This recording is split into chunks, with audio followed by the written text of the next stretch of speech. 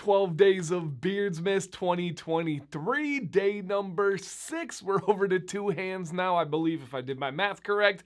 And today, we're going to talk about Dr. Nick's Amazing Man stuff. We're going to talk about their $50 gift card giveaway, and we're going to get into the history. You guys know, thumbs up, like button, thank you. Let's jump right into it. This is one maybe the least known. If you guys notice on these people for history, I try to mix things up. Big names that everybody's heard of, names nobody's heard of, different areas of interest, crazy ones like serial killers or legends that really contributed to a positive society. This one kind of epitomizes being different, and that is Ansel Adams. Now, Adams is a legendary photographer, possibly the greatest and most impactful U.S. landscape photographer in history, and is maybe the greatest still to this day. And we're talking like nearly 100 years later from when he got started.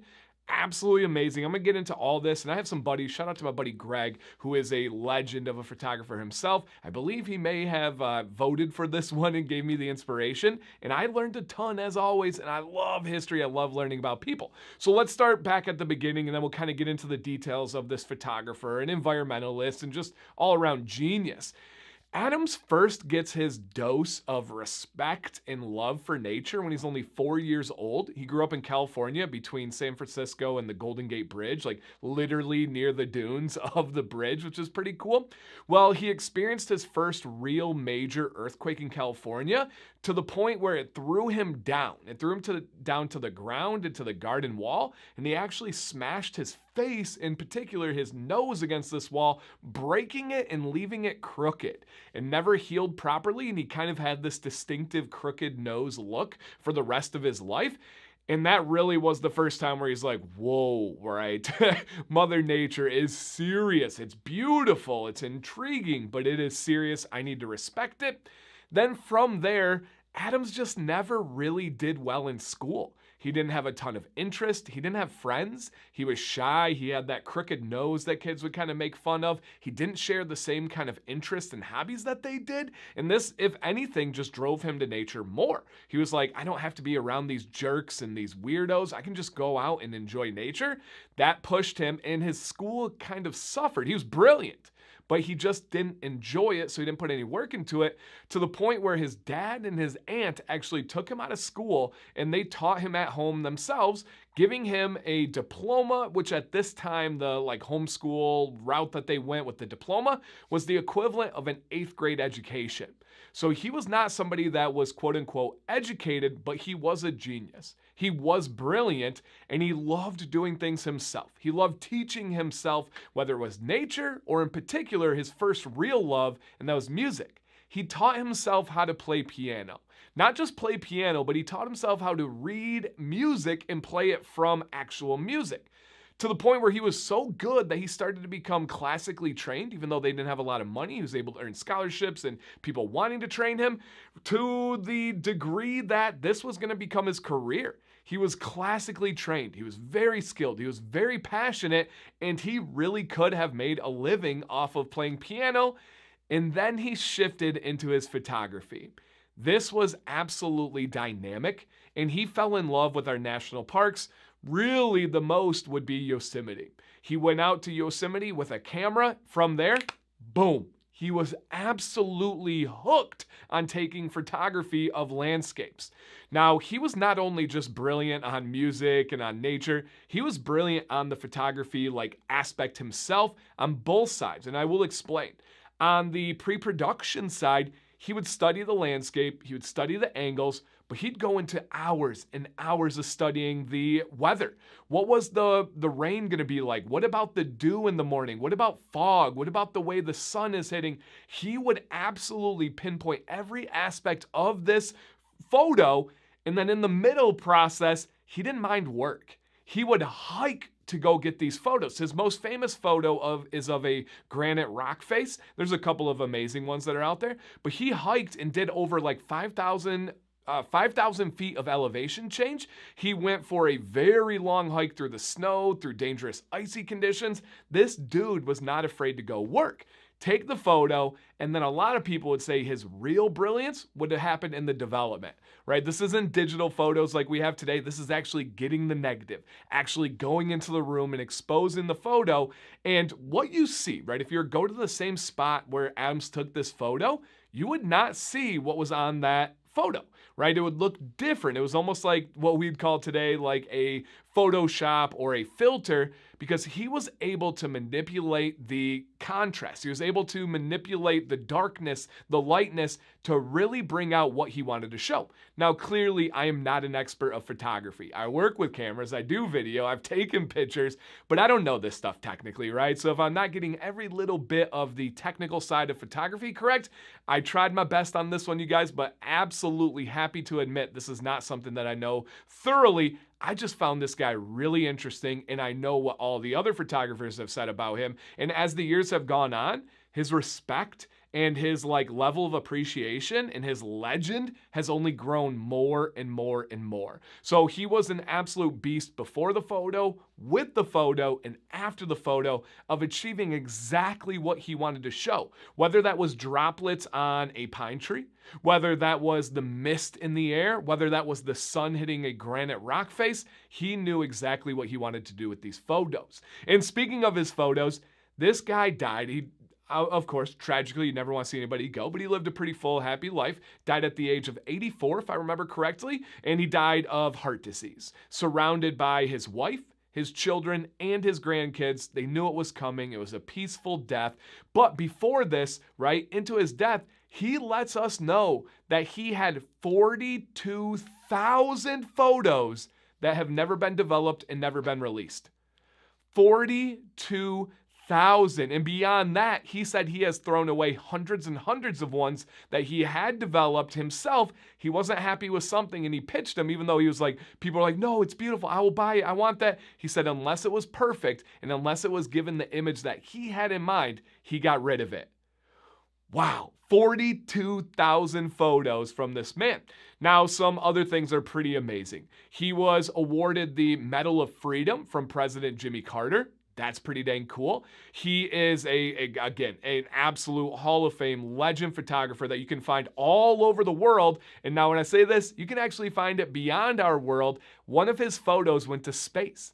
The space team, I believe it was NASA at the time, charged him with the task of creating some kind of beautiful photo about the national parks. He did. They brought it up into space. I believe they put it into the International Space Station now.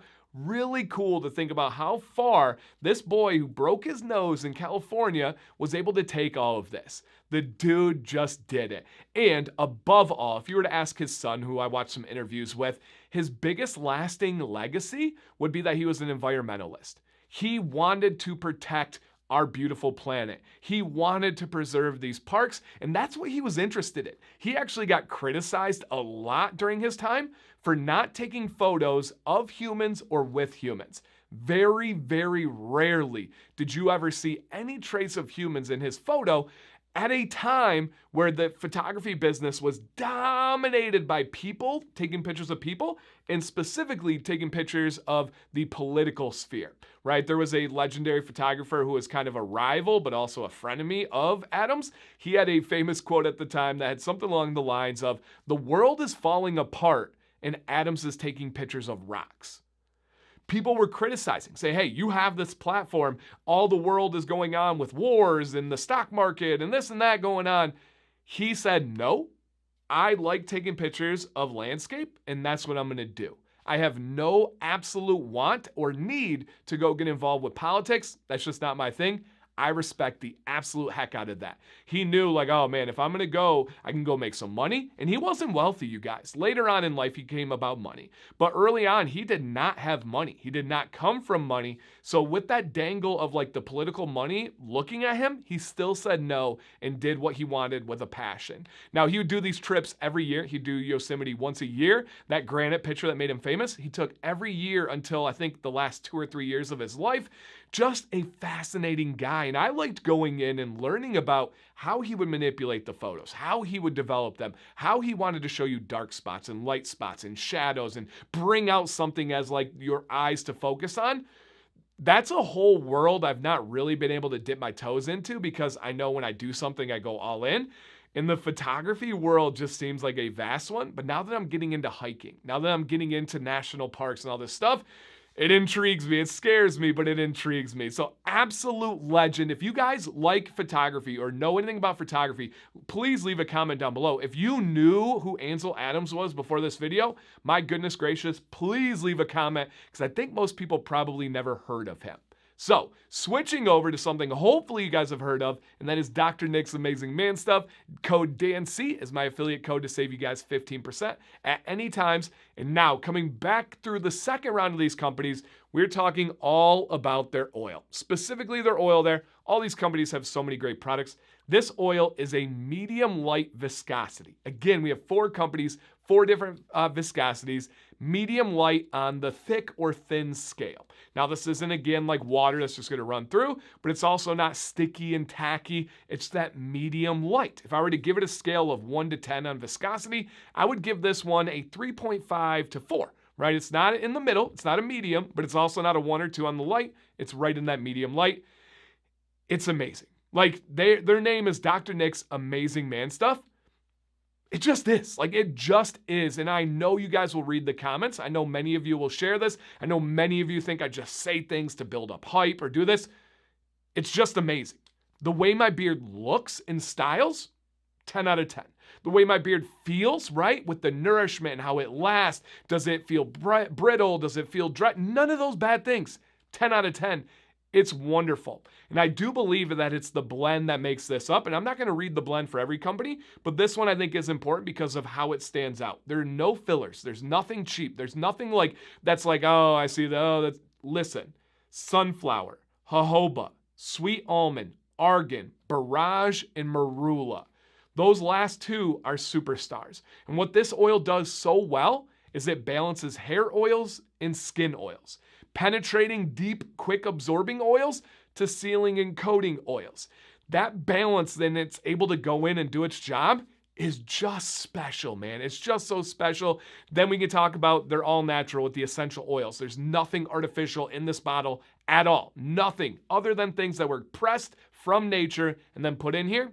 That's pretty dang cool. How about the seasonal scents that they have? How about the art and the custom everything? The owner makes the labels. I could go on and on. I love the bottle, by the way. I feel like having these rectangle bottles gives it a little resemblance of class, a little bit of difference, and I enjoy them a lot. I could go on and on. As you guys know about this company, about these products, DANC 15% off. Literally, highly recommend everything from this company, but especially the oil. Speaking of everything, giveaway time, $50 gift card so you can grab the oils, you can grab the body wash, you can get whatever you'd like, guys. $50 from Amazing Man Stuff, Dr. Nick's. 3 things you need to do. Number 1, there's a Gleam link. If you already signed up, you're good. Number 2, be subscribed to the channel. If you already are, you're good. Number 3, you do need to do this to enter this giveaway. Drop a comment down below of one of 2 things. If you have tried the beard oils from Dr. Nick's Amazing Man Stuff, drop a comment with your favorite scent. For me, it's a wrestle between number 7. It's a wrestle between the peppermint rosemary, and it's a wrestle between what's in beard today, the IPA. If I could only keep one, it is the peppermint rosemary, but those other 2 are flirt with it. So if you've tried, what's your favorite down below? If you have not tried, take a quick glance at their website. They have a scent page where all the scents are in one spot. You don't even have to click a bunch of times. Which scent looks like it would be your favorite if you've not tried? Please leave that down below, and you guys are entered. Good luck, everybody. 12 days of Beardsmas. Let's go. Dancy Bearded. Please stay bearded and stay positive.